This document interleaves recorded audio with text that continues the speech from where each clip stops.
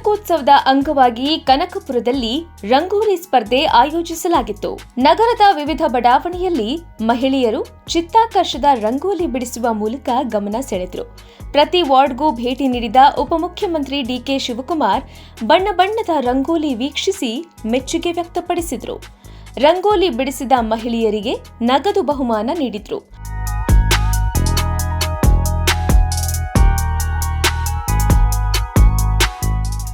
DK ಶಿವಕುಮಾರ್ಗೆ ಮಾಜಿ ಸಂಸದ DK Suresh, guarantee ಅನುಷ್ಠಾನ ಸಮಿತಿ ಅಧ್ಯಕ್ಷ ಎಚ್ಎಂ ರೇವಣ್ಣ, ಉಪಾಧ್ಯಕ್ಷೆ ಪುಷ್ಪಾ ಅಮರನಾಥ್ ಸಾಥ್ ನೀಡಿದ್ರು.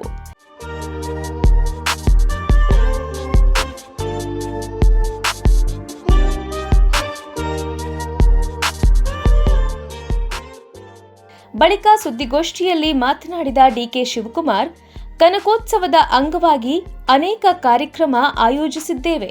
ಇದು ನಮ್ಮ ದೇಶದ ಶಕ್ತಿ, ಸಂಸ್ಕೃತಿ, ಗ್ರಾಮೀಣ ಪ್ರದೇಶದ ಪ್ರತೀಕವಾಗಿದೆ. ಎಲ್ಲರನ್ನೂ ಗುರುತಿಸಿ ಪ್ರತಿಭೆಗೆ ಅವಕಾಶ ಕೊಡುವ ಕಾರ್ಯಕ್ರಮವಾಗಿದೆ.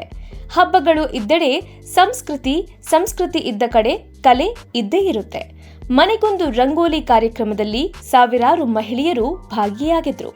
ಅದರಲ್ಲಿ ಅತ್ಯುತ್ತಮ ರಂಗೋಲಿ ಬಿಟ್ಟವರಿಗೆ ಬಹುಮಾನ ಕೊಡ್ತಿದ್ದೇವೆ. ಇವತ್ತು ಹಬ್ಬಗಳ ಇದ್ ಕಡೆ ಸಂಸ್ಕೃತಿ ಇದ್ದೇ ಇರ್ತದೆ,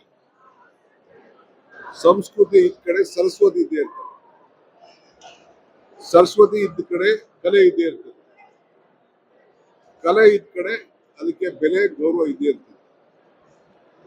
ಬಹುಶಃ ಇವತ್ತು ಕಾರ್ಯಕ್ರಮವನ್ನ ನೋಡಿದ್ದೀರಿ. ಇದು ಮನೆಗೆ ಗ್ಯಾರಂಟಿ, ಮನೆಗೊಂದು ರಂಗೋಲಿ ಕಾರ್ಯಕ್ರಮ ಇವತ್ತು ಗಮನಿಸಿದ್ದೀರಿ. ಪ್ರತಿ ಬೂತ್ ನಿಂದ 3 ಜನ ಯಾರು ಗೆದ್ದಿದ್ದಾರೆ ಅದರಲ್ಲಿ ಒಬ್ರು ಬಂದು 3 ಜನ ಬಂದು ಇದಕ್ಕೆ ಭಾಗವಹಿಸಿದ್ದಾರೆ. ಅವರಲ್ಲಿ ಮಾನಸಿಕವಾಗಿ ಇದ್ದಂತ ವಿಚಾರಗಳು, ಸ್ಫೂರ್ತಿದಾಯಕವಾದಂತ ಮಾತುಗಳು, ಅವರ ಕಲ್ಪನೆಗಳು ಇವೆಲ್ಲ ಕೂಡ ನಿಮ್ಮ ಕ್ಯಾಮೆರಾಗಳು, ನಿಮ್ಮ ಕಣ್ಣುಗಳು ಇವತ್ತು ಸಾಕ್ಷಿಯಾಗಿ ಇವತ್ತು ನಿಂತಿದೆ. 28ನೇ ತಾರೀಕಿಂದ ಇದು ಅಧಿಕೃತವಾಗಿ ನಾವು ಇದನ್ನ ಚಾಲನೆ ಮಾಡ್ತಾ ಇದ್ದೇವೆ.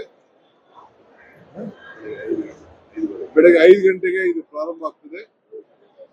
ಯೋಗ ಗುರುಗಳು, ವಚನಾನಂದ ಸ್ವಾಮೀಜಿಗಳು ಇದಕ್ಕೆ ಬರ್ತಾ ಇದ್ದಾರೆ. ಇದು ಈಗಾಗಲೇ 3 ತಿಂಗಳಿಂದ ಸಿದ್ಧತೆ ನಡೆದು ಹಳ್ಳಿಗಳಲ್ಲಿ, ತಾಲೂಕು ಮಟ್ಟದಲ್ಲಿ ಎಲ್ಲ ಸ್ಪರ್ಧೆಗಳು ಕೂಡ ನಡೆದು, ನೀವು ಕೂಡ ಅನೇಕ ಪ್ರಚಾರವನ್ನೆಲ್ಲ ಕೂಡ ತಾವೆಲ್ಲ ಮಾಡಿದ್ದೀರಿ. 28 ಮನೆಗೆ ಗ್ಯಾರಂಟಿಯ ರಂಗೋಲಿ ಅವತ್ತು ಕನಕಪುರ ಟೌನ್ ನಲ್ಲಿ ಅವತ್ತು ನಡೀತದೆ. ಎಲ್ಲ ಹೊರಗಡೆ ಸುಮಾರು 57,000 ಈಗಾಗಲೇ ರಂಗೋಲಿಗಳನ್ನು ಹಾಕಿದ್ದಾರೆ. ಸುಮಾರು 2,800 ರಂಗೋಲಿಗಳು ಕೆಲವು ಹೊರಗಡೆ ಇರೋರು ಹಾಕಿಲ್ಲ. ಎಲ್ಲ ಪಾರ್ಟಿಯವರು ಕೂಡ ನನ್ನ ಪಾರ್ಟಿ ಪಕ್ಷ ನೋಡಿದೆ.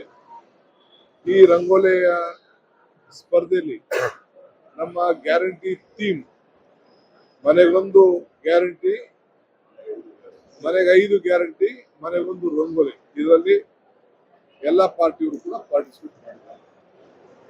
ನಾವೆಲ್ಲರೂ ಕೂಡ ಒಂದೇ ಭಾವನೆಯಿಂದ ಹೆಂಗೆ ಗ್ಯಾರಂಟಿಯನ್ನ ಹಂಚಿದ್ದೀವಿ, ಅದೇ ಗ್ಯಾರಂಟಿಯಿಂದ ಈ ಕನಕಪುರದ ಉತ್ಸವ, ಈ ಕಾರ್ಯಕ್ರಮ ನಡೀತಾ ಇದೆ.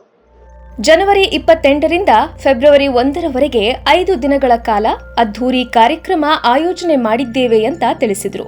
ತಾಲೂಕಿನಲ್ಲಿ ಗ್ರಾಮ ದೇವತೆಗಳ ಮೆರವಣಿಗೆ ಆಯೋಜನೆ ಮಾಡಿದ್ದೇವೆ. 250 ದೇವತೆಗಳು, ಕಲಾ ತಂಡಗಳ ಮೆರವಣಿಗೆ ಮಾಡಲಾಗುತ್ತೆ. ಜನವರಿ 29ರಂದು ಮ್ಯಾರಥಾನ್ ಆಯೋಜಿಸಲಾಗಿದೆ. ಸ್ಥಳದಲ್ಲೇ ಚಿತ್ರ ಬಿಡಿಸುವ ಸ್ಪರ್ಧೆ, ವಾಯ್ಸ್ ಆಫ್ ಕನಕೋತ್ಸವ, ಕೇಶವಿನ್ಯಾಸ ಸ್ಪರ್ಧೆ, ಸಾಂಪ್ರದಾಯಿಕ ಉಡುಗೆ ತೊಡುಗೆ ಸ್ಪರ್ಧೆ, ರಸಮಂಜರಿ ಕಾರ್ಯಕ್ರಮ ಇರಲಿದೆ. ಶಾಲಾ ಕಾಲೇಜು ಮಕ್ಕಳಿಗೆ ಪ್ರತಿಭಾ ಪುರಸ್ಕಾರ, ಮೆಹಂದಿ ಸ್ಪರ್ಧೆ ಹಮ್ಮಿಕೊಳ್ಳಲಾಗಿದೆ.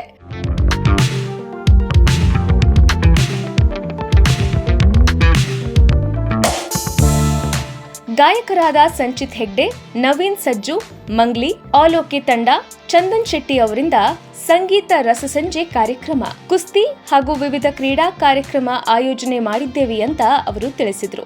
ಇನ್ನು ಮಾಜಿ ಸಂಸದ ಡಿಕೆ ಸುರೇಶ್ ಮಾತನಾಡಿ, 16 ವರ್ಷಗಳಿಂದ ಕನಕೋತ್ಸವ ಮಾಡಿಕೊಂಡು ಬರ್ತಿದ್ದೇವೆ. ಇದು 7ನೇ ಕನಕೋತ್ಸವ ಕಾರ್ಯಕ್ರಮ. 5 ವಿಧಾನಸಭಾ ಕ್ಷೇತ್ರದಲ್ಲಿ ಕನಕೋತ್ಸವದ ಅಂಗವಾಗಿ ಹಲವು ಕಾರ್ಯಕ್ರಮ ಮಾಡಿದ್ದೇವೆ.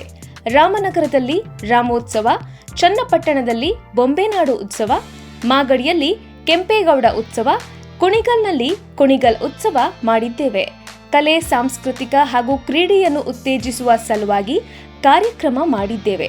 ಅಂತಿಮವಾಗಿ ಕನಕಪುರದಲ್ಲಿ ಜಿಲ್ಲಾ ಮಟ್ಟದ ಕಾರ್ಯಕ್ರಮ ಮಾಡ್ತಿದ್ದೇವೆ ಅಂತ ತಿಳಿಸಿದರು.